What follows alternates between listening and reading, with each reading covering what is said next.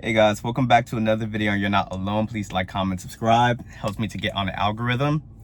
And today's video, we're going to be talking about how semen retention is a secret society that you can't get invited into. Now, probably 85% of you guys are someone, like you had to find out semen retention through some weird, unorthodox way. Me, I went through a bunch of trauma that kind of led me on this path, but it's very rare where you will go up to somebody and be like, hey, semen retention is a thing, you should do this, and have that person immediately hop over to the side of semen retention. But once whatever happened to you, once you gain this knowledge, once you hopped on it, and then you start to see the benefits for yourself, you have been initiated into this community that is quite amazing, if I should say so myself. You watch these videos, you are seeing people comment, you are able to find other people that understand you and you get to connect with if you guys are hopping into Discord communities.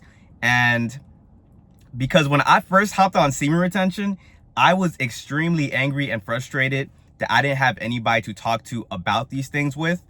And a majority of guys are gonna fall down the rabbit hole of, I need to try to wake up my friends, my family members. And sometimes you think you do it out of a noble reason, a noble pursuit of, I want to help this person out. But sometimes you're only doing it because you only want other people to kind of connect with you and understand the things that you be going through. It's kind of crazy when you're seeing all these different things and you had no one else to talk to. But you decided to start reaching out to probably people on the internet that you've been seeing. You start hopping in Reddit pages, and now you have a community of people that truly understand how you feel. And on top of that, they don't make you feel crazy. A lot of things that I was seeing, you will gaslight yourself to even think that it's not a real thing. And that's what was happening to me in the beginning. Some days I will be on board of oh man, this is definitely a thing. I see the attraction, I'm getting the stares. And then sometimes I'll be in my room just thinking you know what, am I crazy? What's going on? So once you get inducted into the society and you find other people within the society, you have someone that you can just talk freely about these different things. And not only do these people understand you, but they're finishing your thoughts, and having a conversation with these people is sparking different epiphanies that you might have on this practice. But I do say that you can't really get invited into it, because once again, based on your experiences, how you perceive the world, and exactly what you went through, all those things had to happen for you to even believe that this was a thing. I started doing semen retention in 2023, January. But even before that, I heard of NoFap and all these different things. And I hopped on NoFap because I'm you know what, even if it's not a thing, I still need to get that under control. And I saw benefits here and there. But I saw the semen retention community from afar, and I'm all right, all that stuff kind of sounds crazy.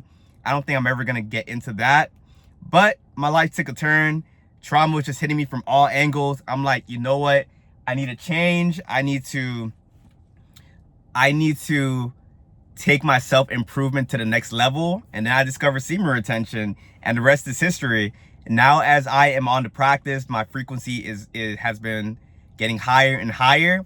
And because of that, I've entered a new realm where new people are now joining my reality, and I'm meeting more retainers, and I'm talking to more of them online, and everyone kind of has a similar story. I have heard of some people, and that's why I will put the percentage down to 85%. But from videos I've seen of other people, they say I was able to convince my friend to hop on the practice. So that's why I'll put it down to 85%. But a large number of you guys had to discover it the hard way. But once you have seen semen retention for what it can be, now you will never go back. I can never see myself going back to an old life where I was constantly giving away my energy to people that didn't deserve it, of constantly being addicted to PMO. It's just once you see the other side, once you are in the society, you are in this heaven state of reality, where you think to yourself, why would you purposely want to ever go back to that life? And people that's in the society, people that are actual members of the society. The crazy part about this too is you're going to reach a conundrum. So you're going to think to yourself, why does it seem that other people can like goon, other people can do PMO, and when you do it, you have like a lot more bad luck happen to you. And then you find retainers making these videos of, if you relapse, you will get the bad luck. So this is one of the, I don't want to say it's a negative because I think it's ultimately a positive, but based on your perspective, it will be one negative of being in a society, I'm gonna put the air quotes, is you now have a condition. You have joined, you are now a person that can get these benefits for yourself. But if you choose to relapse while being a part of this membership, your punishment will be a lot severe. So that's why sometimes people ask me like, why can other people go and not get the bad luck? And why does it happen to us? One, because they keep a consistent vibration. You get me? They keep a consistent frequency.